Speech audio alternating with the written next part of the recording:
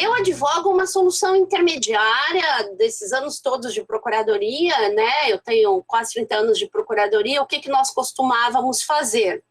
A gente retinha o valor relativo ao tributo que não estava sendo comprovado como pago, ou seja, porque assim, ó, é importante a gente dizer o seguinte, em relação a débitos previdenciários, a administração, ela tem uma responsabilidade solidária com a empresa. Então, se a empresa não paga a previdência do seu funcionário, a administração pública é solidária. Significa dizer que o INSS pode entrar com ação tanto contra a administração como contra a empresa, tanto faz. E fundo de garantia, né, o fundo de garantia não é que a administração seja solidária, mas pela própria legislação do fundo de garantia, não pode, né, a administração pública não poderia contratar quem está em débito com o fundo de garantia. Então, existe aí uma inidoneidade da empresa, porque ela está em débito com o fundo de garantia dos seus funcionários, e a administração tem obrigação de ver isso. Então, quem não viu, o fiscal que não se deu conta disso, ele pode ser responsabilizado porque é um crime na lei de licitação contratar empresa inidônea. Então, as consequências são muito nefastas, são difíceis para o fiscal. Então, por isso, tem que ter um cuidado aí de acompanhar de perto a empresa para ver o que está acontecendo, por que ela não está recolhendo tributo e tal. Então, como eu disse, retém. A empresa tem que receber 100 mil. Desses 100 mil, quanto que é de tributação? Ela não apresentou negativa da Previdência, né?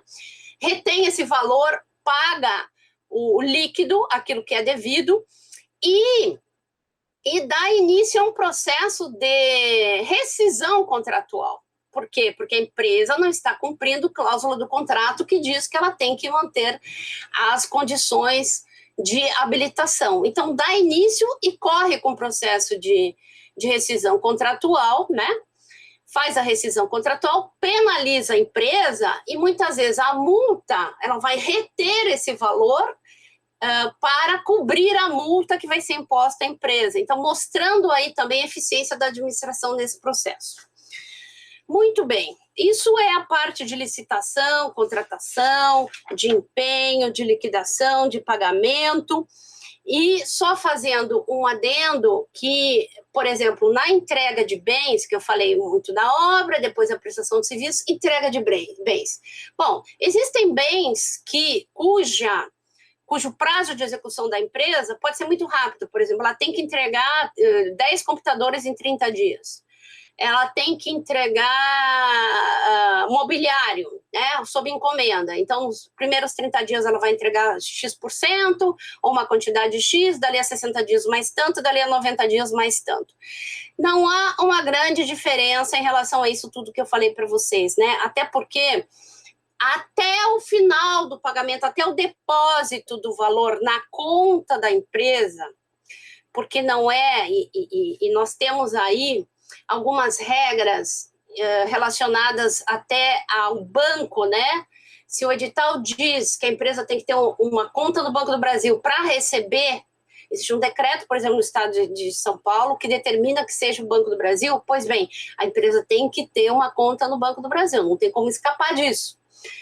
Agora, existem outras administrações que acabam depositando o valor na conta da empresa no banco que ela tiver. Então, vai depender muito da legislação a qual a administração está sujeita. Pois bem, até o depósito do valor na conta da empresa, considera-se que o contrato ainda está produzindo seus efeitos. Mesmo que a entrega já tenha sido feita lá atrás, até o pagamento, tanto que este é o raciocínio para que a gente possa aditar um contrato. Eu já vivi isso. Faltava 2, 3 dias para fazer um pagamento para a empresa, um setor da administração disse assim, olha, será que dá para aditar o contrato ainda? Nós estamos precisando de mais tantos computadores, porque pode aditar até 25% do valor inicial atualizado do contrato. Então, a resposta foi sim. Pode ser feito sim, um aditamento até a data do efetivo pagamento da quantia na conta bancária da empresa. Então, é porque o contrato está produzindo seus efeitos. Eu acho que era isso que eu tinha a falar para vocês. Foi um grande prazer ter estado aqui hoje, ter falado de um assunto que me é muito cara, e principalmente ao lado de uma querida amiga, que é a professora Ana Carla. Obrigada. Professora Márcia, obrigada pela sua presença.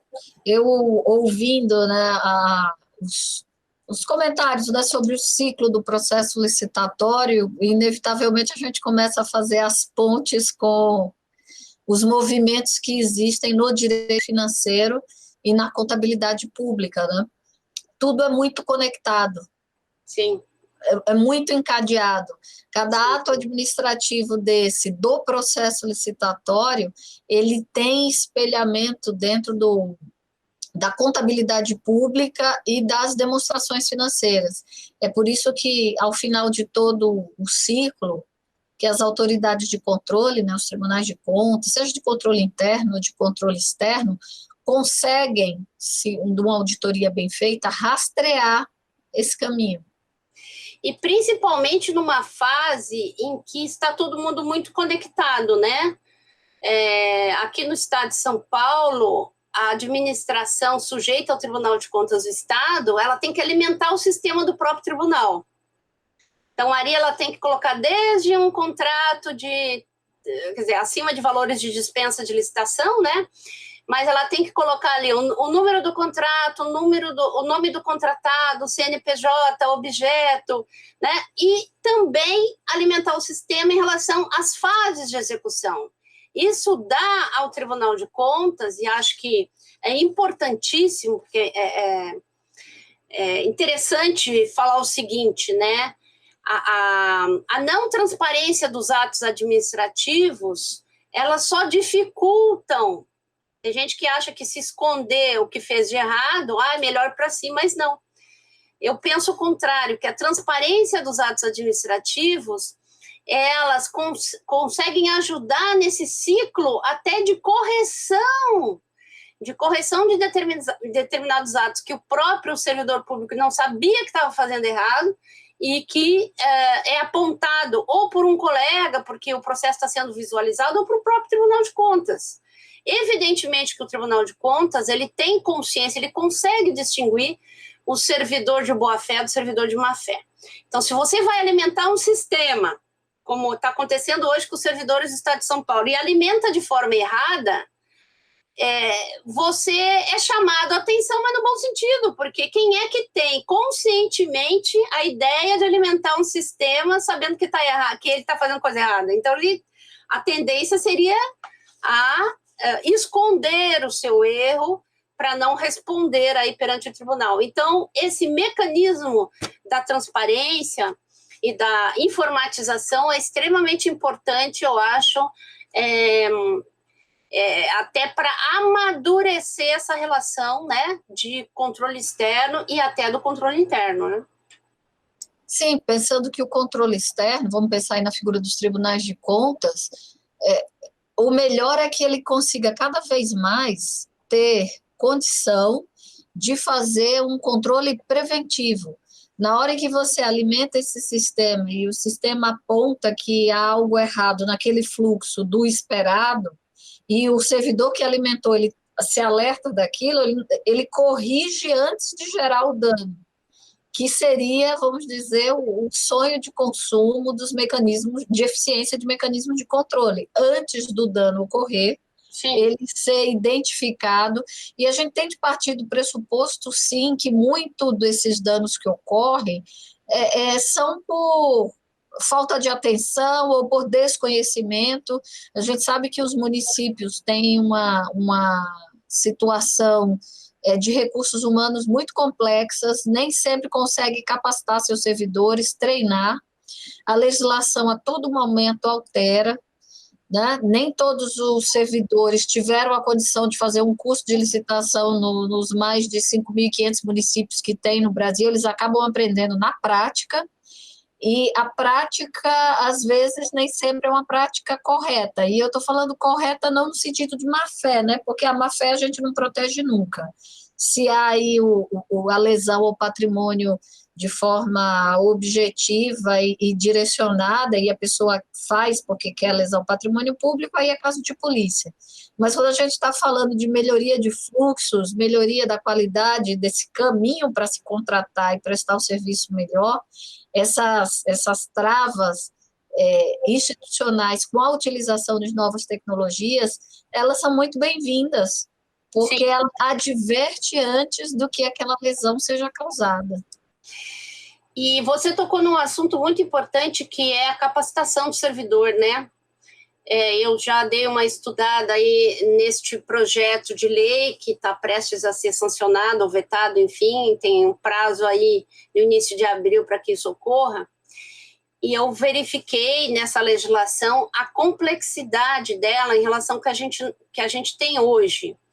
Então, para pequenos municípios, vai ser muito difícil tratar com a nova lei. A nova lei, ela não tem exatamente uma vacatio legis dentro de uma normalidade, vamos dizer assim. Por quê? Porque ela entra em vigor no dia seguinte à sua publicação. Então, se for publicada dia 5 de abril, vai entrar em vigor no dia 6. E ela vai conviver por 2 anos junto com a lei 8666. E aí, nós temos alguns mecanismos, quer dizer, este processo de empenho estimativo, empenho que garante o recurso, e lá na frente a liquidação da despesa, isso não vai alterar. Isso tudo que a gente falou aqui não vai alterar, porque é da lei de 64, a lei 4.320 de 64. Só que existem mecanismos de pagamento ou abertura de conta corrente, por exemplo, uma conta vinculada em nome do contratado, isso está previsto, que a administração é que vai ter que abrir a conta, isso já existe no âmbito federal, né? Mas estados e municípios não estão cientes desse processo, não trabalham com conta vinculada, e é um assunto bem complexo mesmo. E existem outros institutos que estão sendo trazidos do âmbito federal, alguns entendimentos do Tribunal de Contas da União, para uma legislação que vai pegar os municípios no contrapé. Uma coisa que se reforça muito, tem coisas boas como o reforço do planejamento, né? Mas existem coisas como, por exemplo, segregação de funções, ou seja, quem atuou no procedimento interno da licitação não pode atuar no procedimento externo. O pregoeiro não poderia fazer um projeto básico, ou o pregoeiro não pode ser do financeiro. E eu me lembro de ter... Imagina isso num município pequeno, que às vezes é um servidor que faz de ponta a ponta o processo, porque não tem outro servidor, simplesmente não tem outro para fazer. Não tem, eu não sei, vai ter que inchar agora, né? Vai ter que começar a contratar gente, e aí tem um grande problema de contratar, tem cargo, não tem emprego público, não tem, vai terceirizar, não vai terceirizar, aí vão começar a mexer com outras áreas muito melindrosas aí, né? Vai faltar recurso para contratar servidor. Então, a gente sabe que... Os limites que existem na lei de responsabilidade fiscal, de prudência, os limites prudenciais que muitos municípios já alcançaram. Você está gostando desse episódio? Então fica conosco e assiste o próximo bloco. Aproveita, assina o nosso canal, aciona o sininho e você será notificado de todos os outros episódios.